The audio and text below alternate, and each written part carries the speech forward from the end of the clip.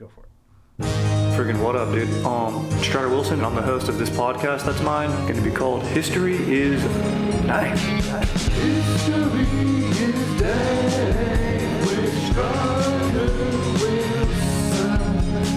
Dankness from the ground. Friggin' what up, dude? Welcome back to another episode of History is Dank. Dude, straight up posting up right now in the studio, dude. We got Aaron on the sticks, dude. What up, Aaron? What up? Freaking just chilling right now, dude. Fired up, dude. Dude, I guess like for my historical share today, it's not really a historical share because I'm too amped up about what's in the near future for me, dude. I'm cruising to Vegas, baby. Vegas, baby. Vegas. Nice. I mean, this will probably be my 35th time to that city. It gets a little smaller each time. But I'm going to be going, to keep it history, to Old Vegas. Haven't been there. Old downtown. Golden Nugget. Yeah. Friggin' Bins. See that? What's that? The horseshoe. Yeah, the horseshoe. See that cowboy? I believe that's where in Con Air, which is the iconic film and maybe one of the best features ever made. It's just pure art and, probably highlights the life of hero Cameron Poe, who we should all strive to be, played by Nick Cage. It is so damn dank. And is that where they land in Old Vegas? I think it is, right? Because this is the 90s, and obviously there was the new strip because the Old Vegas kind of ended in what, 70s? Well, the plane crashes through the guitar at Hard Rock. Oh, okay, so that's which current. is at the end of the strip, but the same guitar that in Honey, I Blew Up the Kids that the giant baby rips off. Rock and roll. You ever seen that movie? No, I never saw that one. With my boy from, who's the guy from Ghostbusters? Rick Moranis? Yeah, Rick Moranis, dude. Yeah. I've seen Shrunk the Kids a million times. Yeah, that's a good one. This one's the sequel. I mean, no bueno. But, dude, just fired up to go lay some parlays, get some mojitos by the pool. Dude, I like to go to the table and get a mojito. I'm going with my dog, JT, dude, in the Friday Beers Bros. They got like a little concert going on. Before we get too far out of Con Air, though, this came up on Going Deep. Do you remember the date that he's supposed to get out? Yeah, of course. Girl's birthday. Yeah. Do you remember? We're going to do an episode, mark my words today, and sadly, a Tuesday is actually July 13th, but the date is July 14th. July 14th, okay. Daddy comes home on July 14th. It was June 18th came up, and he was like, is that the day? And I looked it up, and I couldn't find it. July 14th, July 14th, baby. okay. Break out the fine china and roll out that red carpet. Tie a ribbon around the old oak tree, because this cowboy's coming home for good. It's Casey Poe's birthday and the day her father comes back. Mm-hmm. Strong choice by Cameron Poe to never see his daughter in prison because he didn't want her to see him that way. Interesting. He was supposed to get a haircut too, but I'm glad that they didn't keep those locks freaking long, dude. Straight up Samson style, dude. Dank style, dude. That's probably what he didn't want her to see. Is the skullet. Totally. And I mean, dude, he could have gotten a haircut. It's not like you can't get haircuts. Yeah. I mean, come on, dude. There's barbers in prison. Yeah, dude. Dude was freaking yoked up, though, dude. Looking good. So freaking good, dude. And, dude, I'm so freaking stoked just to post up at the craps tables, a game that I forget how to play and then have to relearn every time I go there, dude. Gonna get put on a dinner coat, share a steak with my bro. Just talk. Be honest with each other over some nice steaks, dude. Hit the book. Maybe go fire some weaponry in a range. It's fun. Let off some steam. Just unload a clip at a star or something in the distance. It's going to feel nice. It's going to feel very nice. Very American of me, Get into that, feel it, just feel good. Maybe, I valeted a lot of pricey cars, but, they have something out there that's for, I like to say for, divorced dads or, stepdads hanging out with their sons trying to bond. You can race, not race, but really open up sports cars on a track, which is nice. Very dank. I've done that with actually Porsches down here at the Porsche Experience Center and off the 110 freeway. It's pretty dank. Yeah. Would like to do that in a Ferrari, even though you better believe at Valet that I've opened up some cars, baby. Don't worry about that, dude. I've pushed them in the hills of Beverly, dude. Cruising by like freaking Cruising USA style, dude. Taking it for gas, dude. Don't worry, I'll be back lickety split, dude. Legit, dude. Freaking put some shades on. I'll whip my shirt off, dude, and get a little bronze, put the top down. One of the perks. You know, it's a perk for the gig, dude. Every gig's got its perk, dude. It's the perk of being a valet, dude. It's legit, dude. You got to work on the rig. And today, we're going to be... Or Aaron, what's going on with you, dude, before I get into what we're talking about today? Anything new, dude? What's up? I mean, we spent my first time in Palm Springs. Oh, nice. But it was about 24 hours. Hot as hell. Yeah, it was my buddy's bachelor and bachelorette party combined, and he's getting married in a couple weeks. And basically went down there to have dinner because that's about all that got done. It was really disorganized. Yeah, sometimes it's tough, you know, especially a combined bachelor and bachelorette party, which sounds very cute. Sounds cute. Get the couples out there. I like that. It's a cute idea. Maybe I'll put that in my freaking memory bank for me and my dank-ass fiance when we start planning some stuff. Although, you know, I'm going to be hitting Vegas again with the boys, dude. I'm going to be rolling about 38 dudes deep. Now, honestly, dude, I'm going to get a starting 53, dude. I'm going with an NFL-sized football team, dude. Let's go, dude. We're all going to get matching tracksuits. Just get out there and freaking get it done, dude. You know, because we're going to be sweating out there in the desert heat, dude, not sleeping, dude. Just freaking beast moding it, dude. It's gonna be so dank, dude. Oh man, just getting freaking eating steak and fries, hitting the buffets, dude. Just posting up at the slots, dude. Get the single boys out there, send them on missions, dude. You know, maybe they'll go find some future love, even if it's ephemeral and only short-lived. It's kind of what, you know, they do there in Vegas. Me, it's just about watching that new love have a possibility and creating new memories with my bros, dude. You know, and remembering old ones. Celebrating old ones, dude. So fired up on that, dude. Fired up on this freaking dank trip you had out to the desert, dude. The desert's tight, dude. Always get that dry ass throat though when I'm out there, dude. That's why I got to drink those mojitos, dude. Yeah, I didn't have that, but I mean, it was, like I said, barely there. Yeah, you went in and out, dude. You got tactical, dude. Yeah. I mean, I wish I'd have seen more. It seemed like a cool place. I was ATVing in Ocotillo Wells. Had to go out there and just rip it. Yeah. Just told myself, you know what, dude? I gotta go. I just gotta get an ATV session. Cruised out to the desert, dude. Called up a few bros and just freaking ripped it out there for a bit, dude, on some dunes. It was so sick. It was hot as hell, dude. Had to get there early though, dude. By 11, we were done. We were roasted and toasted, dude. Sipping on some claws, dude. So dank, dude. Gotta treat yourself sometimes, dude. And dude, speaking of treat yourself, dude, today this podcast is brought to you by HelloFresh, dude. Legit, dude. With HelloFresh, you get fresh, pre-measured ingredients and mouth-watering seasonal recipes delivered right to your door, dude. Skip trips to the grocery store and count on HelloFresh to make home cooking easy, fun, and affordable. And that's why it's America's #1 meal kit.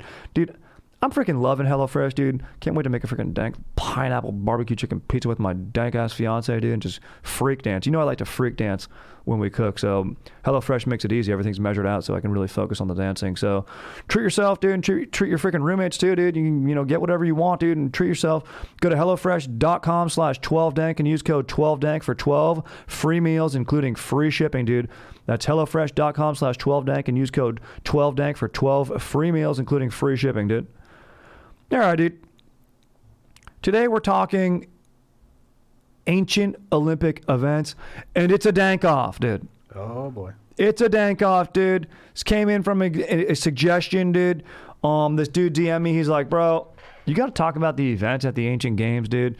Just, you know, talk about the rigs of these jacked bros throwing around weights, dude. Throwing each other around sometimes, and just... Then I go, you know what, dude? That sounds like a freaking ripe opportunity for a dank off, dude. So first we're going to cruise through a little bit of like the ancient games, what they're all about, dude. A little bit, you know, basic knowledge, dude. Then we're going to hop into the freaking dank off itself, dude. Get into the events, and then Aaron, me and you can just vote on it, dude. Okay. I mean, are you familiar with the ancient games? I mean, I know like wrestling, Greco-Roman wrestling was in there. Yep. Running, I'm sure. Yep. Running events. Yep. But not specifically now. So how ancient are we talking?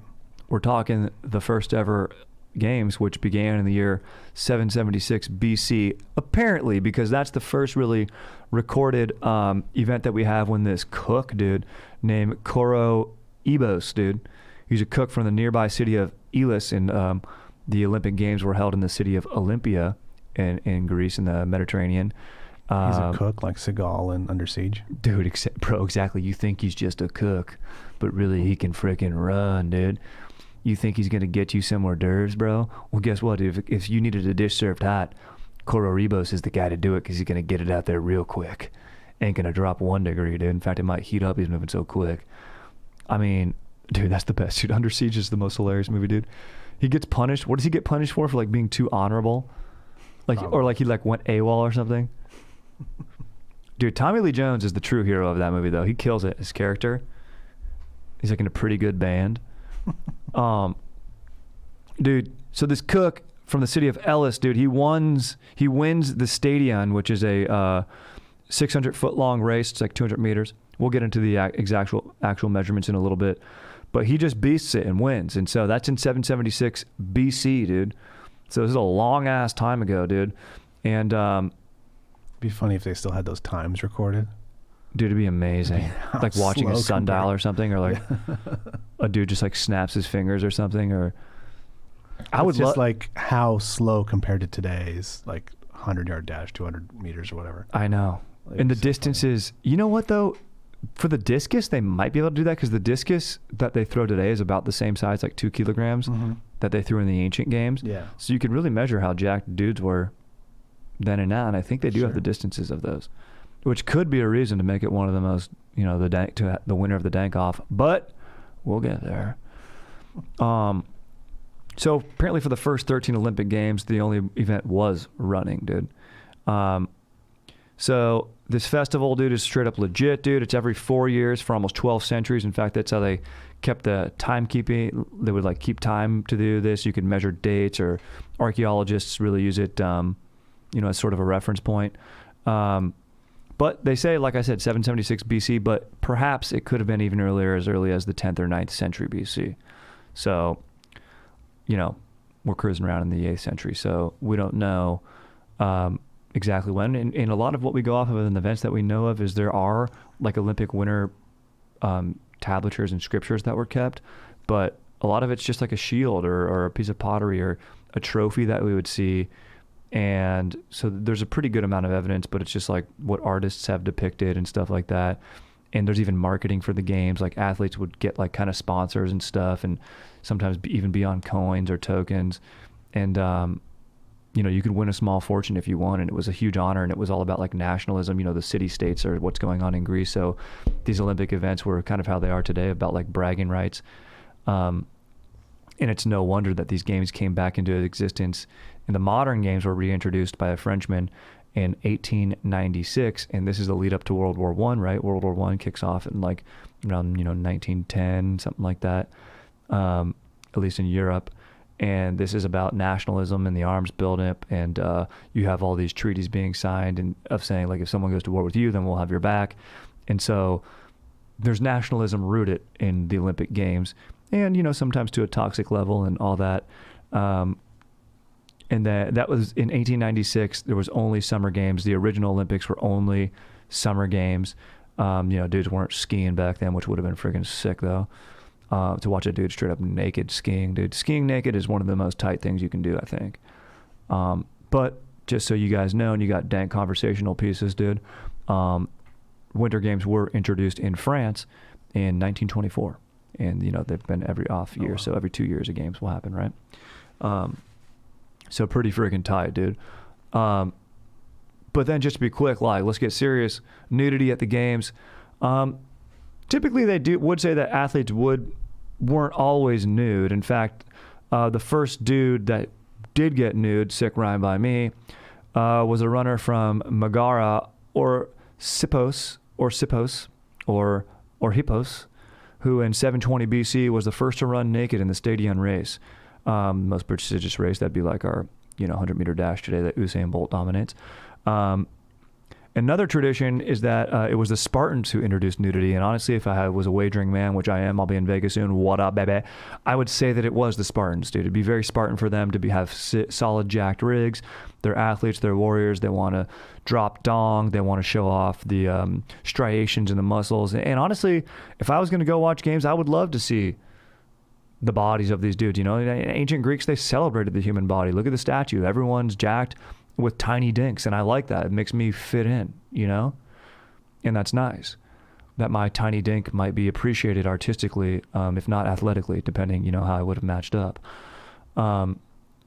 But they say by the 8th century, nudity was common. But this dude, to circle back real quick, Orsippos, they say he like started running with his garment on and then kind of took it off because it was easier to run without it. And maybe he trained without it and was just like, sorry, dudes, I'm going to go in beast mode and win this race. I'm not going to let a garment stop me from being who I am. And I think that's a beautiful thing. I think that's an intersection of arts and athletics and the ancient games. And I wish we could, circle back to it. I don't know, man. I went for a hike in boxers once, and I've regretted it ever since. Yeah, but what if you had no boxers? Yeah, it still would. There's a lot of knocking around down there. That's just not. I think about that too. Not comfy.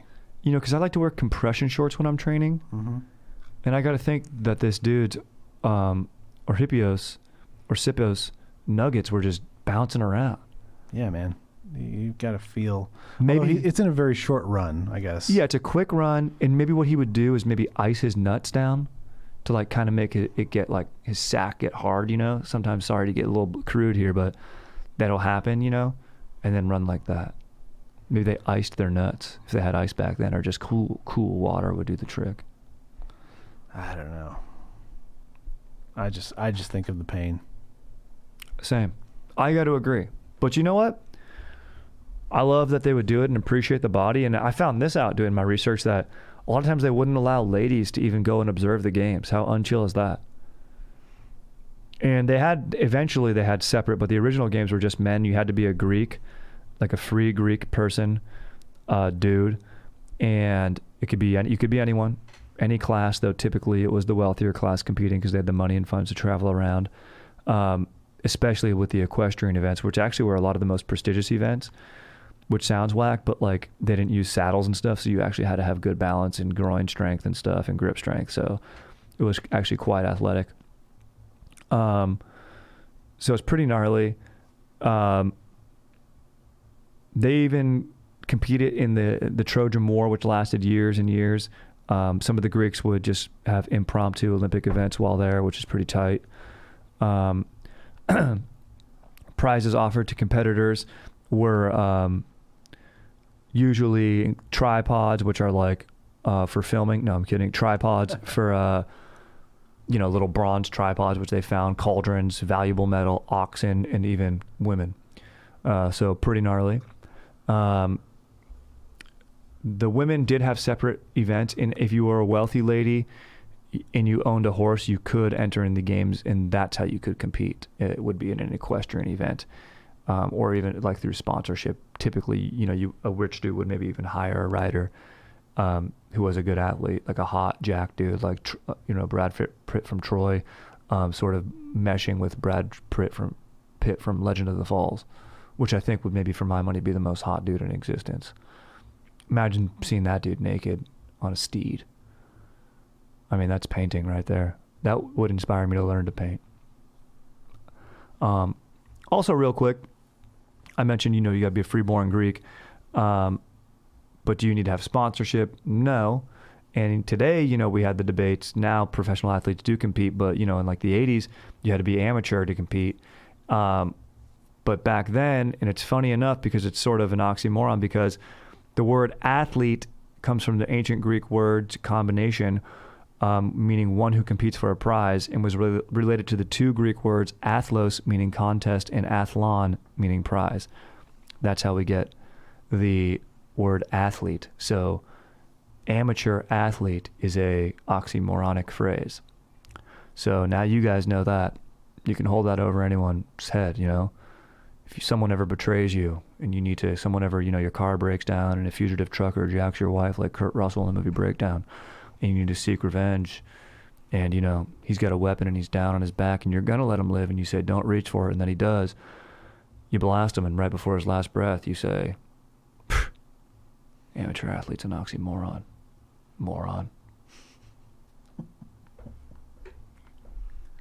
It's your parting gift, it's benevolent, dude. So you can go to straight up Elysium and feel good. So it's legit, dude. That's a little basic breakdown of the games. I mean, Aaron, you scooping up any knowledge there, dude? I mean, not that's gonna help me with this Dank Off now. All right, that's true. That is very true. Nothing that I told you now. It's a brief. Again, I'm just thinking about sore nuggets. I mean, it's a lot. It is a lot. Real quick, maybe let's get into this. I mean, the ancient Olympic Games were actually considered and they were like in tribute to Zeus. There's a temple of Zeus there. There's another temple, like a temple of Apollo. I've actually been to Olympia. I was lucky enough to go and cruised around where jacked dudes competed. It was pretty sick. They had giant pine cones there. Once again, just like in Pompeii, they had dogs with huge titties just walking around. I don't know what it is, but there's something about ancient sites where dogs have just huge titties. And that was really, I'd be looking at Zeus, but really I'd be looking over at like this, what I would imagine would be a German Shepherd. Maybe it was a Greek Shepherd with just massive cans cruising around, dude. And I was like, whoa.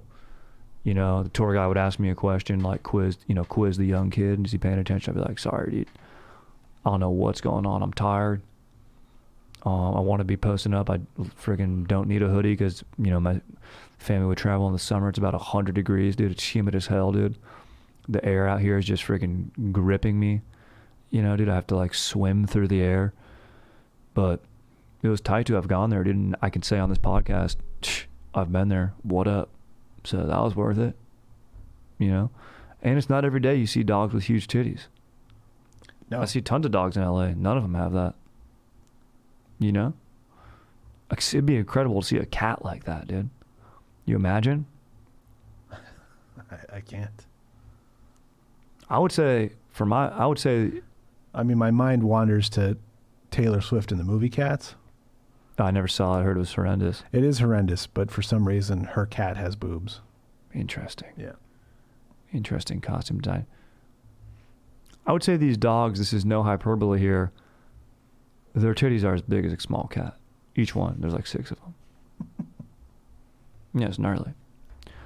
That's my takeaway from Olympia, dude. But then you'll know, of course, Greece came over Roman occupation later, and the games were canceled for a while when Rome became Christian because it was a pagan event. It was a religious event. So they wouldn't let them hold it, so they went away, of course, to come back later. And I think they even came back like, they got canceled in like, they came back in like 394, or no, it was banned in 394, the Olympics, because for being a pagan festival, and the state religion of Rome became Christianity at that time. Also, like I mentioned earlier, timekeeping. Olympiad is a unit of time, 4 years. Also fun to tell someone if on their last dying breath. It's tight to give them facts like that, So that's freaking sick, dude. Also a fun fact, speaking of like Rome, there's the Emperor Nero competed in the chariot race. This was in 67 Common Era. In Olympia, and he was thrown from his chariot and he wasn't able to finish the race, but he was declared the winner on the basis that he would have won if he'd finished the race. Isn't that hilarious, dude? Oh, just exceptions. Just politics going back to the very root of existence, dude. It's just, we're the same, dude. Just got better tech now, dude. Just got AC and Wi-Fi and LASIK. I can think of another dude who would have that same thing. Yeah. Oh, bro, of course. Kim Jong-un would have that happen? For sure.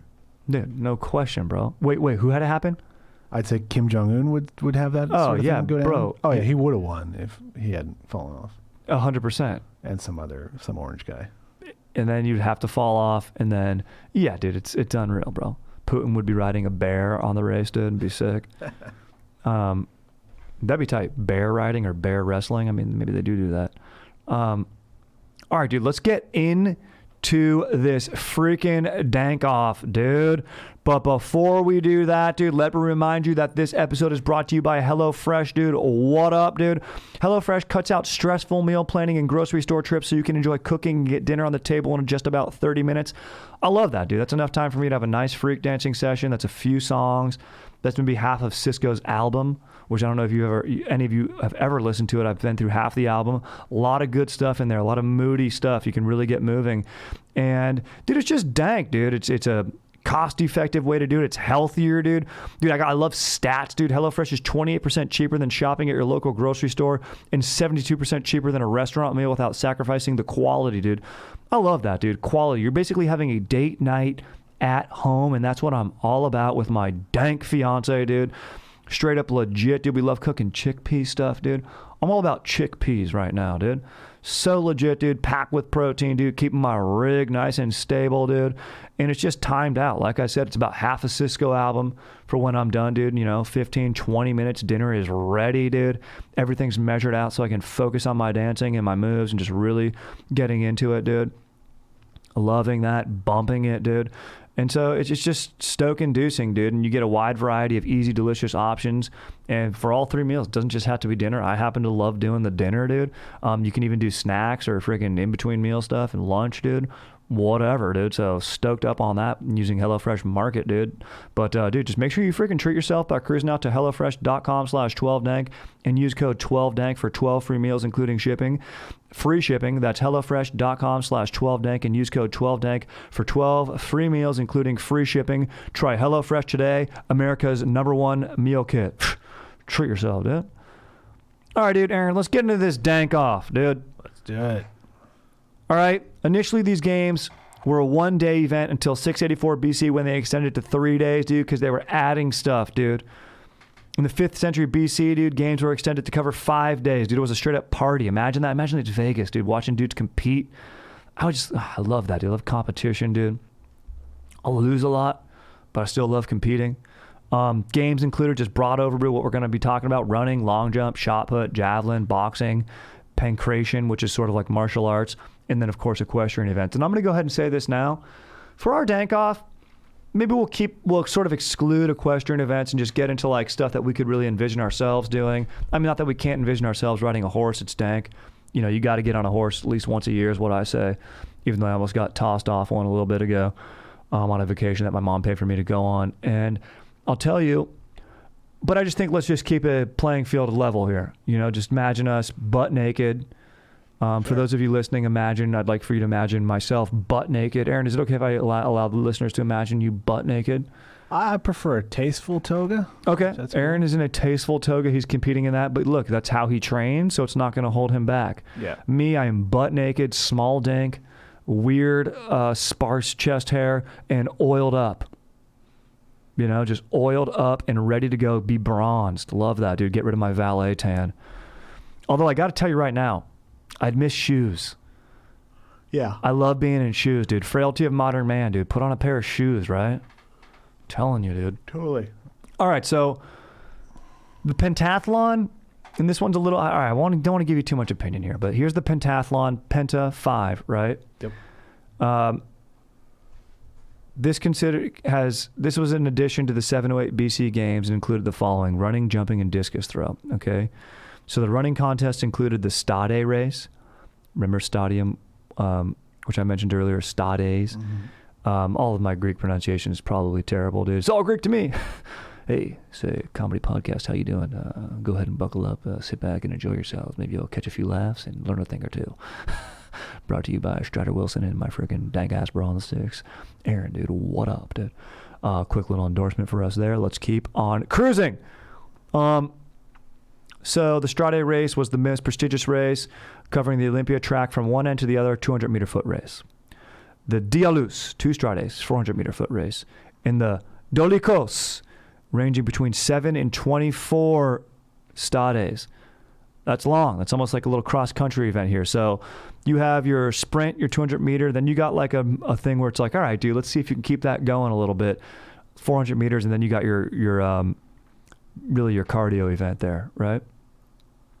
Later, fun fact, which I want to get this into. Wait, do I get into this in a second? I want this considered for the dank off. All of these running events that I just considered as part of the pentathlon are also done individually outside of the pentathlon.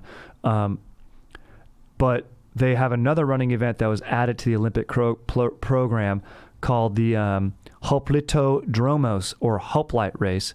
This goes back to the Hoplite phalanx, which if you've ever seen a little movie called The 300, when Euripides tries to bargain with Leonidas and says, I would like to serve in your army. And he's like, and Leonidas is like, look, bro, I'm sorry, but I don't know. Like, he's like, you have a great spear strike. Let me see you hold up your shield. But Euripides has a messed up shoulder and he can't really raise it up. And Leonidas explains to him, look, that's going to be an issue because the hoplite phalanx, which we employ in Sparta, which is part of the reason why the Greek city-states were able to thrive for so long and, you know, conquer surrounding areas along the Peloponnesian Peninsula, you know, and outwards to Turkey and such. But especially with Alexander the Great, you know, spreading the Hellenism is the spread of Greek culture, was because they would protect the man next to them head to shoulder with the shield while striking with their one. So it was a trust thing, but it was also like a tortoise shell kind of walking around and was quite impenetrable, especially with the technology that was available back then. You know, that's what elephants would charge into it and such, but we won't get bogged down into that. But in any case, this Hoplite race, competitors ran in either a strade or a diolus, double strade, in full armor, which I think would be tight. That's like, you know, when an athlete gets out there in the combine, they're running around, they got a 40. But dude, go out there and do stuff. You know, everyone's like, oh man, I can throw a tight spiral, you know, 20 yards, no dip, what up? But put the shoulder pads on, put the helmet on. Let's see how you start tossing the rock around then. Then let it get hot out a little bit. Let's see how you operate then. You know, so I think I'm really liking that one. So I want that in contention for your Dank Off right now, Aaron. Okay. Then you have jumping. I like the idea of that potentially being you're wearing all the armor, but you're still nude. I would like that. I would like for them not to have a leather belt on, which maybe typically they would have had. I would like for them to be in full breastplates, helmet, you know, sandals, shin guards, shield, sword probably in hand rather than spear at this point, and their penis out. Yeah, I'd like that. That'd be nice. So for jumping, athletes use lead weights called halteres to increase their distance of a jump. So the skill there to, you know, how to time that. They held onto the weights until the end of their flight and just then jettisoned them backwards for a little extra distance. So sort of like a long jump that we have now, but sounds like they're using some dank-ass technology. The discus, originally made of stone and later iron, lead, and bronze. The technique was very similar to today's freestyle discus where, you know, dudes are sort of like, you know, it's like when your bro's getting amped up, you know, he just probably did a strikeout, chugged some freaking JD, you know, really freaking ripped in a fat inhale of a nice little sativa indica blend, dude, maybe something called Yoda's Brain, dude. Holding that in, dude, chugs a JD, then freaking houses a beer and spins himself around in the circle 3 times. That last component of spinning around in a circle would be like a discus throw. And then maybe he hucks the beer can at the house or something like that, you know, and then the host has to go, dude, Darren, what the fuck? This is based on actual experience. I saw this happen, dude. My buddy Darren was lit that day, dude. Just got out of a relationship, dude. Went to the gym, dude. Hadn't been in a while. He did pecs that day and was really feeling it. So I had to tell him, dude, look, the guy's got to throw something, you know. So that's what boys are for. Sometimes what partying's for, too. Sometimes what competition's for, too. Healthy outlet, dude. Then you have wrestling. So obviously rooted in militarism. I mean, for my money, pinning someone, like when I have to pin my dad and say, bitch, get on the ground, it's the real ultimate form of dominance. I mean, there's something to be said about running. Look, I'm going to outdo you. I'm going to get from point A to point B faster. That's straight, legit dominance. I feel like pinning someone in wrestling is legit. And I feel like, honestly, with the modern stock market and in the world that we have today, I feel like there's dudes who are smart and financially being savvy. But I think just to even the playing field, like if you can't, you know, balance a checkbook or, you know, properly invest money, I mean, I think that's something that should be done in a deal. But at the end of a deal, like a handshake, the dude should have to wrestle. Like the CEO should be wrestling each other. I think that should be part of what qualifies, you know, rather than being able to raise capital. It's like, let me be able to put some dudes down in the dirt, you know, without gouging or closed striking or hitting below the belt. I think that'd be tight. But I think the way they did it in the Olympics was tight too, because you're representing your whole city-state and you're just saying, dude, Athens, what up? Did you guys like owls? Pfft. Yeah, that's a hoot. Get over here, dude. I'm from Sparta, bro. I'm a straight up wolf, dude. Got jacked from my family when I was 7, dude. I'm hardened. I'm going to go over here and just friggin' put you in the deck, bro. Put dudes on the deck, dude. That's what you got to do sometimes. But it wasn't just about that. There was 3 throws that were necessary for a win. A throw is counted if the body, hip, back, or shoulder, and possibly knee touched the ground. If both competitors fell, nothing counted. Greco-Roman wrestling is a little different. Tripping was allowed. So like I said, you can't gouge and you can't trip in these Olympic events, which I kind of like. Table topping should be one, dude, where a bro just goes up, surprise someone, table top him. Legit. Then there was boxing, where they actually would strap the hands on, use Hymenates to prevent breaks and stuff, but actually prolong the fight, and was, really more dangerous, because if the hand breaks, the fight generally ends. But if your hands are protected, you can get more shots to the head and body and lead to other, more serious injuries. Originally, these straps were soft, but as time progressed, boxers started using hard leather straps, often causing disfigurement of their opponent's face. So boxing, that's pretty tough. That's gnarly right there, dude. Later on, boys boxing was included, but pretty gnarly, dude. Spartans claim to have invented boxing. I believe it. Pancration, I'm probably saying it wrong, Pancration was a primitive form of martial arts combining wrestling and boxing. It was considered to be one of the toughest sports. So imagine boxing, getting hit in the face with gloves and throwing dudes around. I mean, this is basically the MMA of the day. I like to imagine if anyone had a calf tattoo at the ancient games, it would be dudes competing in the Pancration, You could look at body types. You could be like, okay, that's a dude who throws a javelin, He sort of has a jacked right arm, pretty good legs, This dude, is a little more slender. Maybe he does the the longer Strade race, This other dude's got jacked quads. He probably just does the Strade, the 200 meter. But if you look at a dude who does Pancration, he'd probably have some sort of ancient bulldog. Maybe that would be like, they would keep dogs as pets. And maybe I would imagine that if it was an Olympia, that bulldog had fat titties, because that's what I'd imagine. And this guy probably had jacked calf tattoos. And, dudes who are into MMA generally do enjoy a good set of breasts, is what I've seen down in Huntington Beach in my experience. And, sorry to be crude, but the ladies employed by Monster Energy drinks. I'd like to imagine if there was quite a bit of marketing taking place in these ancient games, there very well could have been an energy drink sponsor down there, a dude slinging that stuff, put some straight up hibiscus mixed with some herb from, city of Scylla or Ithaca, and maybe they got something going on over there. Some salt water wake you up, make you compete better, Don't cruise out on wine. So, and then like I said, those are basically your events, and you got the javelin. So for my money, Aaron, I don't want to tell you what I'm into. Do you need a recap on any of this? I would say let's just make this rule real quick. Yeah. Let's maybe say the pentathlon can't be the winner because it involves like everything. Yeah. Minus wrestling. So like I would say like running, like, you could break it down. Do you like the distance, the 200 meter? Are you into the discus throw? Do you like the boxing, the wrestling, the pancration, which is martial arts, the javelin throw? These are your basic games, which, by the way, were all added over the years. Like I mentioned earlier, running was the essence of it, and really the only event for the first 13 Olympics. I mean, I guess well, I feel like javelin is pretty straightforward. Mm-hmm. Like, it's obvious who wins, and it's obvious why. Correct. Versus like a martial arts or even a boxing, unless you're knocked out, it's kind of like points and technical nonsense. It's like, I don't care about any of that. I want to see who won, because they did this thing the farthest. Yeah. So I think that's my number one.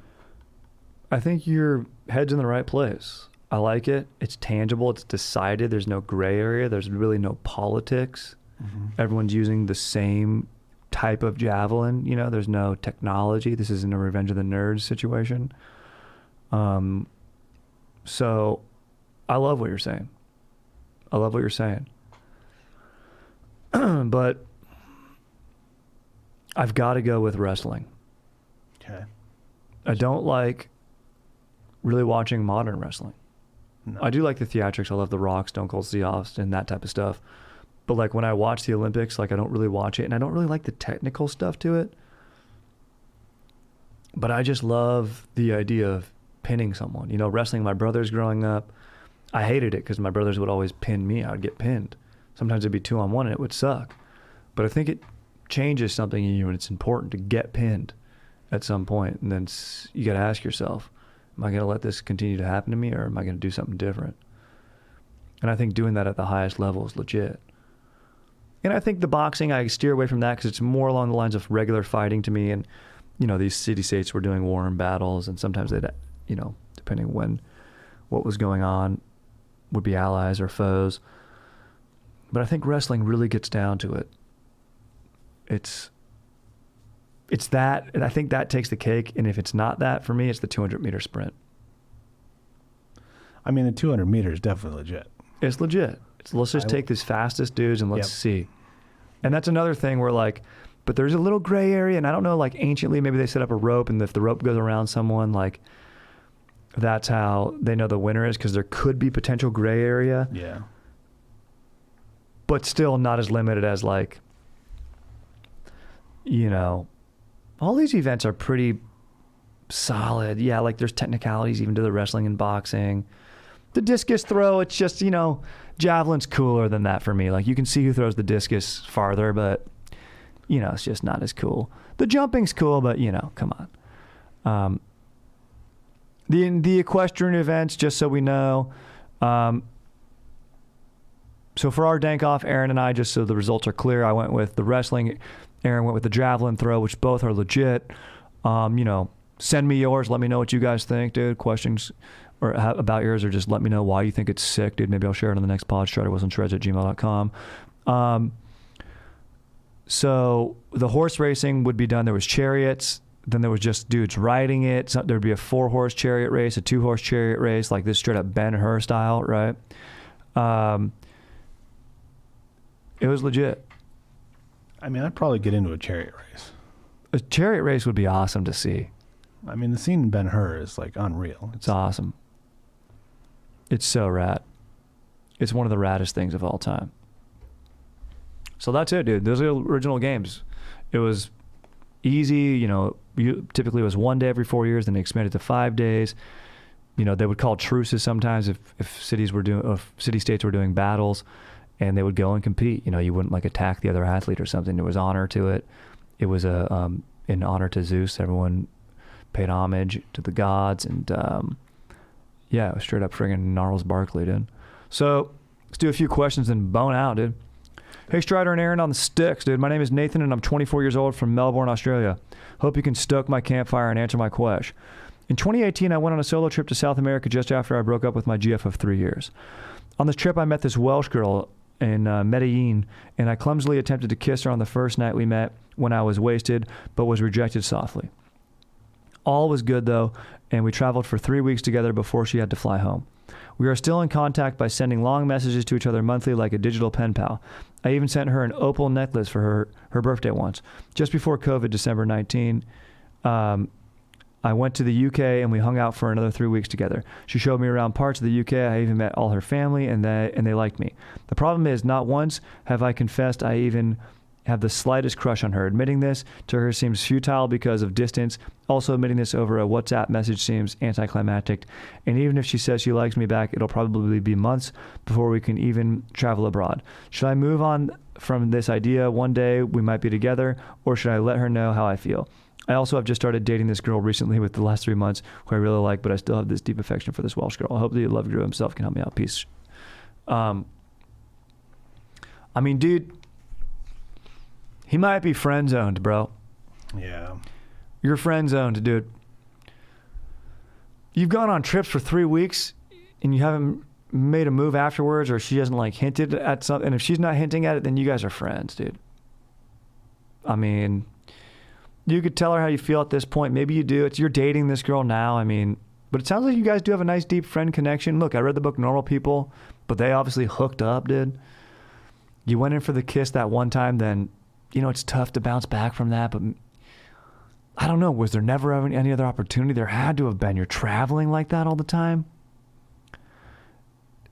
You ever ask her if she has a boyfriend, anything like that? You get a little romantic. I mean, I don't know. It's tough. You might be too deep into it now to switch it up. But I'm one for honesty. You got to let her know how you feel, I think. And it might risk that this friendship goes south. Let her know you've been dating this other girl 3 months. You're probably exclusive. She's not going to like it, but I think, you know, for your own closure, whether it's the doors get closed on you, or if the door opens up, then you have to tell the girl that you're currently dating, hey, I like this freaking Welsh bunny dude, excuse me, and I got to cruise out. All right, dude. So that's sort of where I'm at. Yeah, I think you just got to let her know, and sooner, and then maybe over the phone. That's fine. Aaron, what do you think? Yeah, I mean, I think you got to do it before you go out there next, because Yeah, bro. you don't want to ruin the next trip by bringing it up at the beginning, and she rejects you, and then you're stuck in a foreign country with someone who's not into you that way. You don't want to wait till the end of the trip, because then you never get to enjoy the spoils of if she is interested. Yep. So yeah, I think you got to do it over the phone. I don't know. It's kind of weird that you're doing it with a girl you're seeing right now, though. Yeah. Yep. It is. But you're 3 months in, you know, I mean, take your swing. But you can't have your cake and eat it too. You gotta be honest. Yeah, you can't have both. Yeah. And maybe you're here waiting for this romantic moment, or you're thinking like you guys are going to be traveling somewhere, you're going to come out of a scuba trip or something like that. You know, your hair is going to be glistening, you're going to come out of that wetsuit looking jacked, she's going to be looking good. You guys are going to have a nice freaking salty, legit first kiss. But sometimes, you know, things aren't always romantic like that in the movies. Sometimes you got to be like, hey, look, I love traveling with you. I think we have a really nice connection, and you know, I want to come out and visit you again. And I love visiting you and your friend and your friendship. But I think I might want to be more than friends to you. I think I'm really into you for this reason and this reason, and for the reason, you know, and this other reason. That's sweet. Don't be like, I'm into you, so can we date? You know, let her know, dude. You know why. And then maybe she'll be like, hey, look, I'm not. Thank you so much, and I think that you're a friend. And in that case, you go, all right, well, maybe we can visit at a different time, but right now let's hold off on this trip. And then you just have a pen pal buddy, and that's cool. And, you know, then you have your girlfriend. Yeah, now that I think about it, like, if you spent 3 weeks with her in one place and then 3 weeks again, and she didn't make a move, yeah, I think that's telling you where it's at, man. Like, it's not all on you to make the move if she's feeling it. Yeah, certainly. it's a two-way street. She could have definitely, unless she's making things obvious and you're like really blowing it. But it sounds like you're dating this girl, so you kind of know when. And you did go in for a kiss when you were drunk, but, you know, I don't know. It sounds like this is friend zone stuff, though. Yeah. But there's always hope. There's always hope. All right, let's keep cruising. Strider, friggin' what up, my dude? The podcast has yet to miss. What up, dude? The legend, dude. Best to listen on my Spotify. Love that, dude. I have an emergency dog. I'm pretty fair-skinned, Irish, decent kid, and I've been trying to rock a bronze this summer. I know this may be more of a question for Chad, but I think I'm not too far behind Chad in terms of tan. What is your bronzing routine? Should I rip 30 to 50 to avoid burns, or go with the low stuff and get some dank sunning in? Thanks, Hank. Dude, great question, dude. I'm also fair-skinned, dude. I've got Irish heritage. Dude, I definitely rock 30. You know, I'll get burnt, dude. It sucks, dude. You know, when summer's around, you do kind of get your virgin burn. You just kind of want to limit that. You know, you want to limit the harshness of it, because you're going to peel away your bronze anyway, and it's like, well, then you're just doing damage. So what I do is I put my base on, you know, and then just be consistently whipping off your shirt, dude. You know, be consistently, you're going for a walk, you know, have your sunscreen on all the time and just whip off the lid. And you're in Ireland, so it's a little chillier, I get it, but you just got to commit and whip that lid off and make sure you have the shoulders taken care of, the top of the ears, the nose, all those tough to reach spots. You you know, cover up any moles. You don't want those things getting, you know, irregular borders, dude. And then just, I think it's consistency is my bronze routine, dude. I'm consistently whipping my shirt off. If I'm lifting weights outside, I'm whipping it off. You know, I'm eating lunch on my patio with my Dank fiance now. I'm whipping off my shirt. Basically anywhere that's not a public space, and even then I'll do it in parks. So it's consistency rather than like, oh, I'm going to go out and just get tan on this one time. You know, we just don't have the build for that. We don't have that luxury, dude. Aaron, what do you think, dude? This question's about tanning. Yeah. Yeah, I don't have any ways to help you, man. If I whip the shirt off right now, you'd just see where a shirt was. Yep. Same. That's how I live my life. I got a valet tan. I mean, you know what you could do, Hank? Get a couple of your boys together. Listen to this pod. You know all the events: running, jumping, javelin throwing, discus, wrestling. Maybe you exclude boxing because you guys want to stay pretty. Friggin' lather up some lotion, get fucking naked in some dude's nice backyard, and have your own Olympic Games. And if you guys aren't comfortable with the nudity, that's chill too, but at least make sure your shirt's off. And that's a fun way to bronze. This podcast just keeps solving problems, dude. It's what I do here, dude. People think I'm out here just hosting a podcast, dude. I'm out here fixing shit, dude. With dank ass solutions, dude. I'm not troubleshooting, dude. I'm legit shooting, dude. What up, dude? Sorry, dude. Had to get braggy right there. Let's do one more and then bone out, dude. Strider, how big is too big of a lift on my truck? I've got an F-250 and I want to cruise up to Home Depot and have to park in the loading zone. I want to go big, but is that too much? I don't have a small penis. Thanks, Gavin. All right. I don't think you're compensating, dude. I heard chill, dude, Gavin, dude. I mean, when it comes to me, it's just about, you know, in Los Angeles, that'd be very inconvenient. But if you're in a city where, and you feel comfortable parking in that loading zone and you want that, take up 2 parking space type deal, go heavy on the lift. 2 feet. Get some dank ass suspensions, get those off-road tires, maybe get ball nugget, you know, toe things on the back so your truck's got nuts. Go nuts. Lift that puppy up, dude. Make sure you have to have one of those like running boards that extend out automatically when the truck's on there. So, you know, it doesn't mess you up when you're off-roading. And yeah, dude, that's legit. That's legit. I think go all the way, 2 feet. I mean, yeah, what's too tall is the one you can't get into. Yep. Like, as long as you can get into it without looking like an idiot. Yep. That's a good call. If you can get into it nicely. Dude, here's what you do. It sounds like, okay, Gavin, if you don't have a small penis, pop a bone, measure it, times it by 5, and that's your lift. 7-inch bone, 35-inch lift. Let's go. Let's go. Me? I mean, pretty standard. I mean, maybe the car gets into, I don't know, touring mode. You know, just a small dink. But anyway, dude, fired up on this app, dude, fired up for Aaron on the sticks, dude. You know, reach out for episode suggestions. This was suggested. I get fired up to do that, dude, and research and learn about something that I knew about but didn't really know the intricacies of. So I'm fired up to learn that, and a dank off's always a good way to do it. So you guys freaking stay stoked, dude. Thank you for freaking listening and cruising in, dude. Email me questions, comments, suggestions, TryToWilsonTrades@gmail.com, and just freaking stay stoked, dudes. All right, thanks, Aaron, dude. Lit.